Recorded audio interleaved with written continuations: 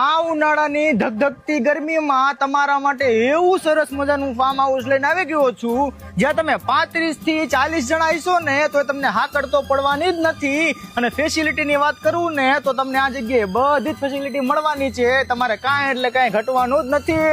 અહીંયા તમને મીઠા મધ જેવા પાણી વાળો વિશાળ સ્વિમિંગ પુલ મળવાનો છે.